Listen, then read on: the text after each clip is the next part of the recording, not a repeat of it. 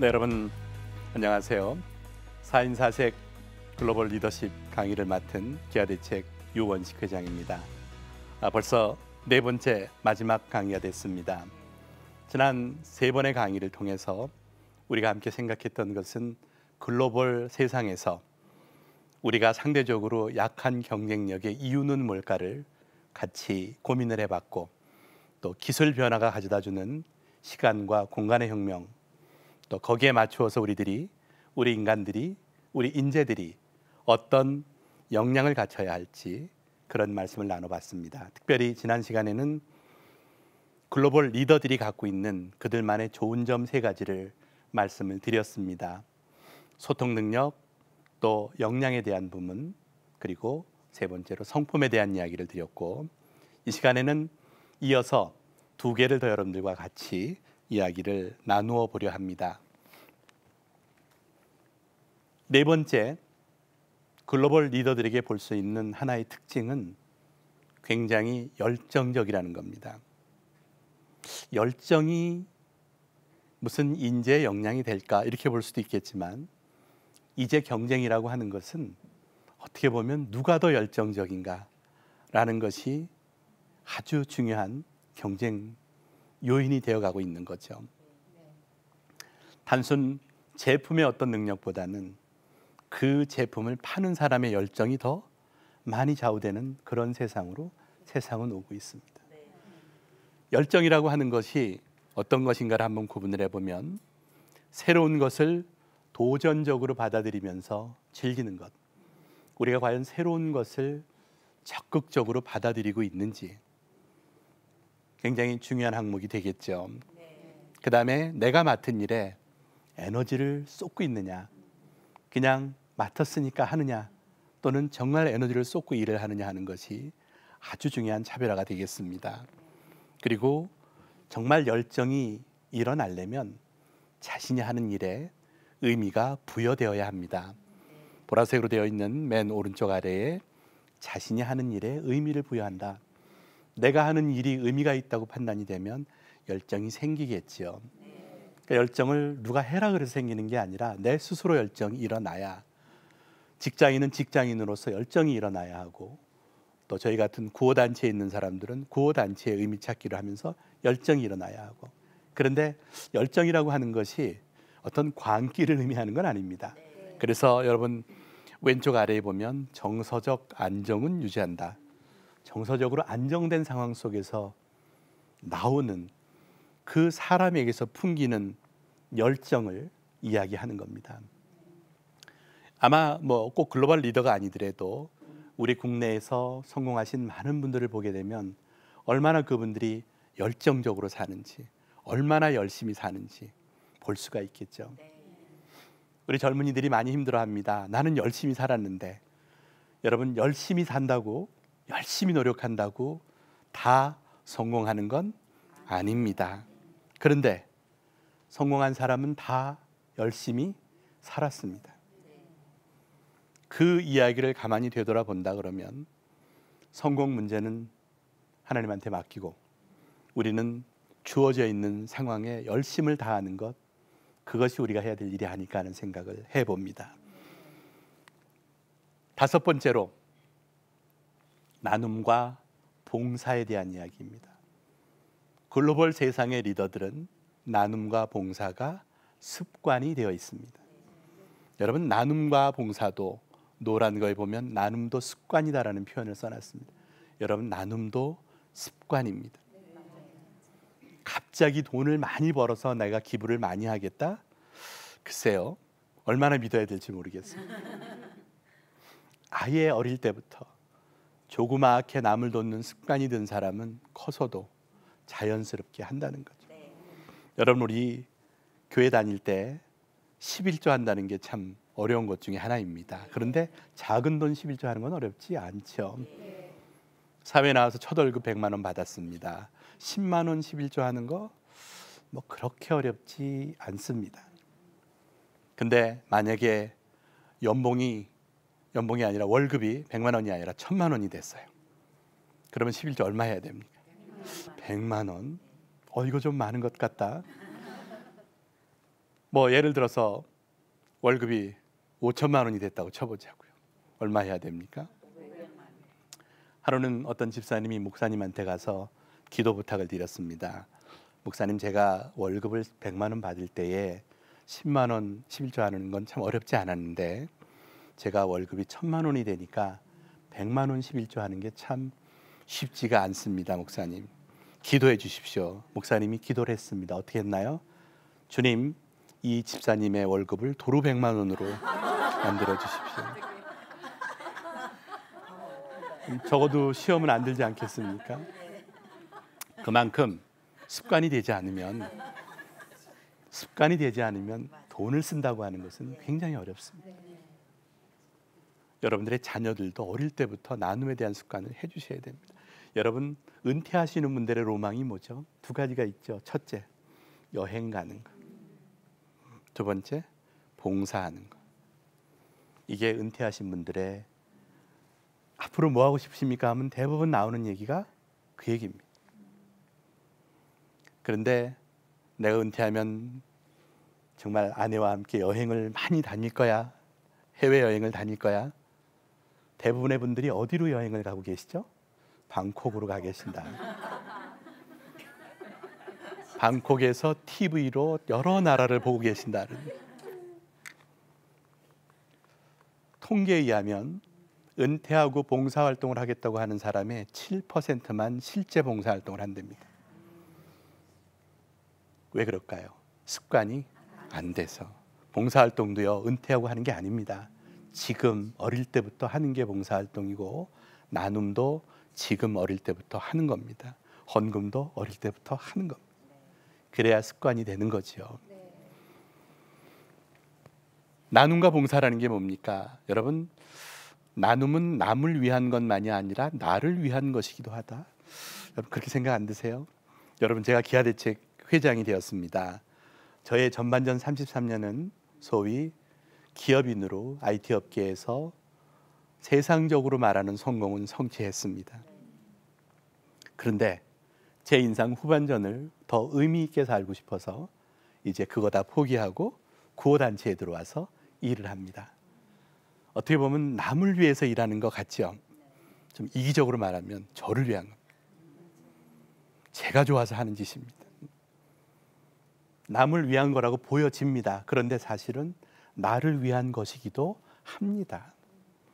여러분, 나눔은요, 나를 위한 것이기도 합니다. 그리고 나누는 사람이 궁극적으로 보면 성공합니다. 성공의 정의가 여러 가지가 있겠죠. 꼭 재물을 많이 얻는 게 성공이 아니라 내가 인생을 의미 있게 살았다라고 결론 내리는 게 성공입니다. 그러면 내가 인생을 의미 있게 살았다라고 결론을 내리려면 재물 플러스 내가 원하는 어떤 소명에 대한 달성, 봉사 이런 게 어우러져야 된다는 거죠. 그래야지만 궁극적인 본질적인 성공이 된다는 거죠. 그래서 작은 것부터 시작하는 마음이 꼭 나눔과 봉사에는 필요하다는 말씀을 드릴 수 있겠습니다. 제가 글로벌 리더들에게 발견한 우리와 다른 점 5가지 이 한 페이지에 요약이 되어 있습니다. 이 부분만 우리가 좀 더 습관화들인다 그러면 우리도 절대 글로벌 세상에서 뒤질 것 같지 않다. 그러려면 이게 만들어지려면 이거에 맞는 국가적인 교육 시스템도 따라와야 하고 또 교회도 여기에 맞춰서 해줘야 되고 더더군다나 어디서? 가정에서 우리 아이들에게 이런 역량을 지금부터 가르쳐 주셔야 합니다. 20년 안에 없어질 직업하고 한번 쳐보십시오. 그러면요, 앞으로 20년이 지나면 없어질 직업이 확률적으로 쭉 나옵니다. 이런 직업은 없어질 확률이 90%, 이런 직업은 없어질 확률이 80%. 제일 먼저 없어지는 게 전화 교화원들 없어진다 그래요. 요즘 뭐 워낙 모든 시스템이 잘 돼 있잖아요. 근데 혹시 여러분들 자녀들이 지금 앞으로 20년 안에 없어질 직업을 갖게 하시기 위해서 공부하고 있는 거 아닌지 알고 하셔야 되지 않겠습니까? 변화되는 세상에서 이거를 가르쳐 주셔야 됩니다. 그러면서 이걸 심어 주셔야죠. 소통 능력을 키워 주세요. 오늘부터라도 자녀들하고 대화를 많이 하십시오. 그냥 일상적인 대화가 아니라 어떤 주제를 놓고 얘기하십시오. 하부르타 해보십시오. 우리 뭐 여러 가지 이슈가 많지 않겠습니까? 트럼프와 시진핑의 무역 전쟁에 대해서 아들 너는 어떻게 생각하니? 이런 논의 왜 엄마하고 자녀하고 못 합니까? 그런 논의는 고상한 사람만 하는 겁니까? 아니잖아요. 그리고 자녀의 의견을 한번 들어보세요. 우리 아들은 어떻게 생각하지? 그런 소통 능력을 키워주시면서 아이가 쓰는 단어, 언어 이런 거를 교정해 주시면 되겠죠. 실력 늘려주세요. 그리고 그 아이가 열정을 갖도록 동기부여를 해주세요. 그리고 성품에 대한 것 꼭 가르쳐 주셔야 하고 나눔과 봉사 시켜주셔야 되는데 밑에 언어와 문화와 글로벌 매너라는 단어를 써놨습니다. 글로벌 세상에서 꼭 필요한 것들이라는 거죠. 그러려면 여러분 우리 모든 사람들이 목표가 있어야 됩니다. 여기 이런 글이 하나 있죠. 인생의 비극은 목표에 도달하지 못함에 있는 게 아니라 도달하려는 목표가 없는 데 있다. 꿈을 실현하지 못한 채 죽는 것이 불행한 것이 아니라 꿈을 갖지 않는 게 불행한 것이다. 새로운 생각을 하지 못하는 것이 불행한 것이 아니라 새로운 생각을 하려고 하지 않을 때 불행이다. 하늘에 있는 별에 닿지 못하는 것이 부끄러운 일이 아니라 도달해야 할 별이 없는 게 부끄러운 일이다. 실패는 죄가 아니고 목표가 없는 게 죄다. 여러분 근데 저 목표는 우리 애들만 갖고 있어야 될까요? 아니요. 우리가 이 세상에 발을 붙이고 있는 동안 우리 모두는 자기만의 목표를 갖고 있어야 됩니다. 제가 인생 2막을 지금 보내고 있습니다. 요즘은 인생을 30년 단위로 나누고 있어요. 퍼스트 30, 첫 번째 30년 열심히 준비하는 시간. 세컨 30, 31살부터 60살까지 준비한 걸 열심히 사회에서 성취하는 시간. 61세에서부터 90세까지 서드 30, 세 번째 30년. 이 30년을 가장 아름답게 사셔야 됩니다. 그렇지 않습니까? 왜 나이가 들면서 점점 더 이렇게 아름답지 않게 살아가야 됩니까? 그렇지 않죠. 나이가 들면서 아름답게 사는 방법은 욕심내지 않고 주어지는 여건 하에서 남을 도우면서 살아가는 것. 그것이 인생의 의미 아니겠습니까? 그런 목표라도 어떤 목표라도 갖고 있는 것이 중요하죠. 요즘 안타까운 말들이 막 회자되고 있습니다. 10대는 꿈이 없고 20대는 답이 없고 30대는 집이 없고 40대는 내가 없고 50대는 일이 없고 60대는 낙이 없다. 너무 슬픈 이야기죠. 너무 슬픈 이야기인데 또 한편 공감이 가죠. 우리 10대 아이들에게 꿈을 주어주는 세상이 되어야 되는데 지금은 아이들에게 꿈 얘기하는 게 아니라 그저 수학 점수, 영어 점수, 국어 점수만 이야기한다. 왜 공부하는지도 모른다. 아이덴티티에 대한 것을 10대부터 가르쳐야지만 이어가는데 우리 중학생들, 고등학생들 10대 때에 그런 것을 만들어주는 일을 이제는 가정이 해야죠. 어떡하겠습니까? 20대는 답이 없다. 우리 아이들 얼마나 요즘 똑똑합니까? 스펙이 얼마나 좋습니까? 그런데 사회에 나오면 취업하기가 어렵잖아요. 어떻게 가야 될지 모르는 시대에 우리 친구들이 있지 않습니까? 그래서 저는 우리 젊은이들에게 이렇게 얘기합니다. 직업을 한국에서만 찾을 생각하지 말아라. 이제는 왜 미국에서 직업 가지면 안 되나요? 영국 가서 일하면 안 되나요? 일본 가서 일하면 안 되나요? 글로벌 세상인데 700만의 재외 동포가 있는데 200만이 한국에 들어와 있는데 이제는 글로벌 세상에서 공간 개념, 시간 개념 없어요. 한국인이라고 하는 아이덴티티만 지키면 돼요. 그 세상에서 우리가 일을 하면서 더 거기서 경쟁력 리더로 있는 리더로 커지면 되지 않겠습니까? 30대가 됐습니다. 이제 사회생활을 막 하는데 그 월급 갖고 집 사는 게 어렵잖아요. 경제적인 어려움이 많이 있다는 이야기죠. 40대가 되면 얼마나 바쁜 때예요. 우리나라 사람들 40대 과로사가 제일 많다 그러지 않습니까? 정말 내가 없이 일을 하지 않습니까? 근데 50대가 되니까 회사에서 그만 일하라 그러죠. 60이 되니까 인생을 되돌아보니까 너무 허전한 거죠. 낙이 없다, 내가 어떻게 살았나 이렇게 되는 거 아니겠습니까? 거기에 가장 중요한 게 뭐죠? 꿈입니다. 아이덴티티입니다. 왜 사는지에 대한 문제를 어떻게든 우리 자녀들에게 심어줘야 이것이 이어진다는 거죠. 그래야 목표가 생기는 거 아니겠습니까? 한비아 씨의 글 중에 참 좋은 글이 있어서 가져왔습니다. 완벽한 지도를 가져야 길을 떠날 수 있는 건 아니다. 새로 시작하는 길, 이 길도 나는 약도와 나침반만 가지고 떠난다. 길을 모르면 되고 잃으면 헤매면 그만이다. 중요한 건 나만의 목적지가 어딘지 잊지 않는 마음이다. 그렇지 않습니까? 우리가 어차피 미지의 세계를 살아요.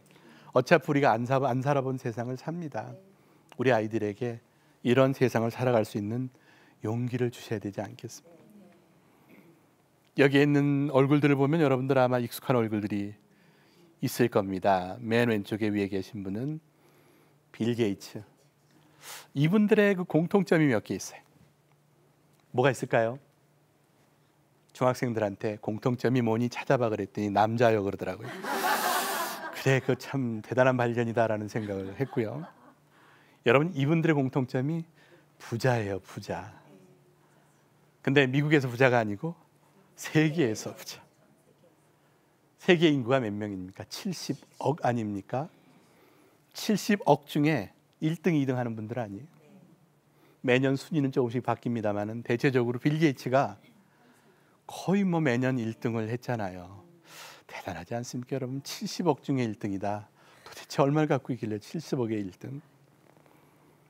마크 저커버그 늘 10위 안에 들어요. 뭐 스티브 잡스도 얼마나 돈이 많았겠습니까?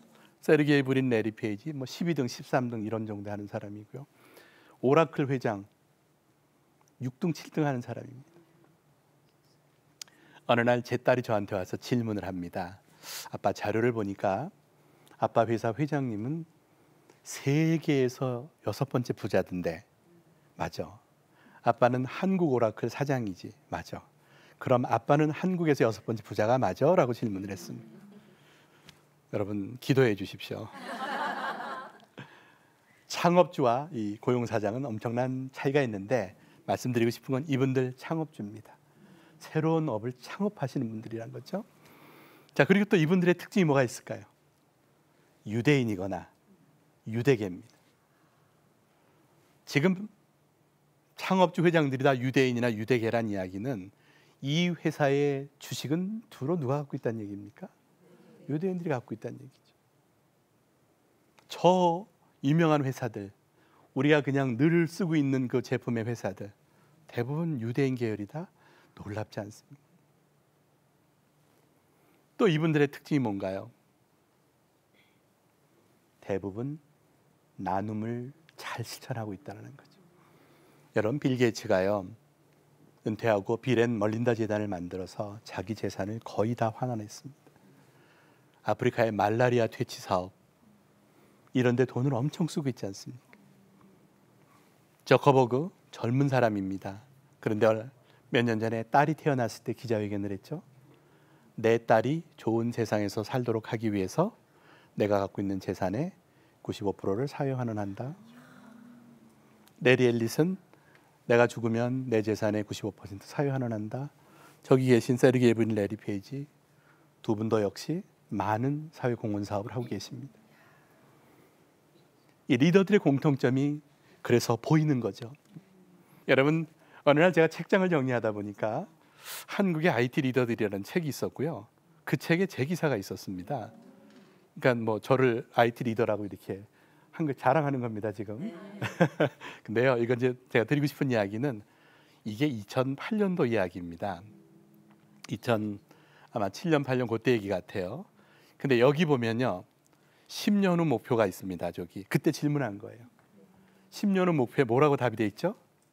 좀 글씨가 작지만 사회봉사기관 대표자로 되어 있습니다. 사회봉사기관 책임자라고 써 있네요. 여러분, 제가 10년 전에 앞으로 10년 뒤에 내가 뭐 할까라고 생각할 때 저 질문이 왔을 때 나도 모르게 사회봉사기관 책임자라고 대답을 했는데 제가 지금 기아대체가 와 있잖아요. 만약에 제가 저 때 저런 말 안 했으면 여기 안 왔지 않았을까요? 목표가 저는 그만큼 중요하다는 얘기를 드리는 겁니다. 우리 인생을 살면서 모르죠. 그렇지만 이런 목표가 만들어질 때 우리 아이들에게 여러분 목표를 주는데요. 여러분 꽃 다 이쁘죠? 네. 여러분 자녀들 다 꽃이죠? 네. 근데 꽃은 다 이쁜데 하나 다른 게 있습니다. 뭐가 달라요? 봄에 피는 꽃이 있고 여름에 피는 게 있고 가을에 피는 게 있고 겨울에 피는 꽃이 있습니다. 그런데 부모님들은 우리 자녀가 다 봄에 피어야지만 돼요. 조금 늦게 피면 얘는 꽃 못 피나 보다 그러고 계시죠. 우리 자녀들 중에 가을에 피는 꽃도 있고요.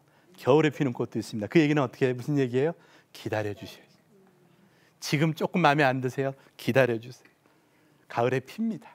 겨울에 핍니다. 그래서 아이들이 다 꽃 아니겠어요? 마지막으로 이 슬라이드를 여러분들에게 드리고 싶습니다. 글로벌 리더십 얘기를 드렸습니다. 이제 우리 젊은이들에게 우리 사회에 필요한 것은 글로벌 리더가 되고자 하는 용기입니다. 용기. 용기가 어떻게 표현이 되면 좋을까요? 여러분, 용기라고 하는 것, 제가 이런 예화를 하나 드리고 싶습니다. 10여 년쯤 제가 기업에 있을 때 추운 겨울날 강의를 하러 문막에 있는 오크밸리로 가던 길이었습니다. 그 길을 가려면 문막 톨게이트에서 나와서 오크밸리까지 한 15분 정도 시골길로 차를 타고 올라가야 됩니다. 얼마 전에 가봤더니 이제 제2 중부가 나고 이래서 그냥 영동이 나고 그래서 굉장히 빨리 가더라고요. 근데 그 당시에는 한 그렇게 갔었어요. 한 15분 정도 올라가는데 그 해 들어 가장 추운 날이었습니다. 저는 차를 몰고 가는데 저 앞에 중학생쯤 되어 보이는 자그마한 여학생이 목도리를 칭칭 동여매고 종종 걸음으로 걸어가고 있었습니다. 어떤 마음이 들었겠습니까? 태워주고 싶다는 마음이 들지 않았겠습니까? 딱 저희 딸 같았어요. 지금 대학생이니까 10년 전이면 딱 중학생이죠. 딱 저희 딸 같은 아이가 걸어가고 있었는데 제 마음이 태우고 싶다는 마음이 들었죠. 그런데 제가 그냥 지나갔습니다. 지나가면서 마음이 편안하지가 않았죠. 마음속에서 막 갈등이 일어났습니다. 태워줘야지 어떻게 그냥 지나가. 그래서 제가 차를 돌렸습니다. 차를 돌려가지고 그 아이 앞에 차를 세우고 창문을 열고 이야기했습니다. 너무 추운데 아저씨 저기 지금 강의하러 가는데 태워다 줄겠다 그랬습니다. 탔을까요? 안 탔습니다. 저는 순간 안 타네 이런 생각이 들었습니다. 그래서 이 아이가 혹시 오해하나 보다 싶어가지고 아저씨 나쁜 사람 아니고 지금 저기 강의하러 올라가는 기업의 사장인데 너무 추운 것 같아서 너 태워주려고 그래. 타 그랬습니다. 탔을까요? 안 탔습니다. 2번이나 거절했으니까 어떻게 해야 돼요? 가야죠 그냥. 창문을 닫고 올라가면서 여러 가지 생각이 들었습니다. 호의가 거절되는 세상이라는 게 이런 거구나. 그리고 제가 또 한편으로는 내 딸이라도 타지 말라 그랬겠다 이런 생각도 들고 또 한편으로는 제가 그때까지 제 인상이 범죄형 얼굴인 줄 처음 알았어요. 그래서 안 탄 거 아닌가요 혹시? 그런데요 저는 올라가는 내내 너무 기뻤습니다. 왜 기쁜지 아세요? 저는 타라 그랬습니다. 저는 제 마음이 시키는 대로 했습니다. 타고 안 타고는 그 아이 결정사항이고 저는 했어요. 제가 용기를 말씀드리면서 이 얘기를 드리는 거는 우리 젊은이들에게 그걸 불러넣어주고 싶어요. 타고 안 타고는 제 아이 문제고 네 마음이 시키는 것이 도덕적 윤리적으로 문제가 없으면 해보라는 거죠. 그래야죠. 그래야 글로벌 세상에서 리더가 되는 거죠. 저는 이 기아 대책에 오기 전에 기업에서 사표를 내지 않았으면 여기 못 왔겠죠. 그런 용기가 우리 모두에게 필요한 거 아닌가 하는 생각이 듭니다. 4번의 강의를 거쳐서 여러분들에게 도움이 되었으면 합니다. 우리가 글로벌 세상에서 정말 이제는 정말 대한민국 국민이 전 세계에서 가장 글로벌화돼 있다, 가장 경쟁력이 돼 있다 이런 소리를 듣는 날이 곧 왔으면 좋겠고 그건 우리 자녀들에게 달려있는 것 같습니다. 우리 자녀들이 그런 교육을 받고 그렇게 준비해서 글로벌 세상에서 훌륭한 리더가 되기를 기대하면서 모든 강의 마치도록 하겠습니다. 감사합니다.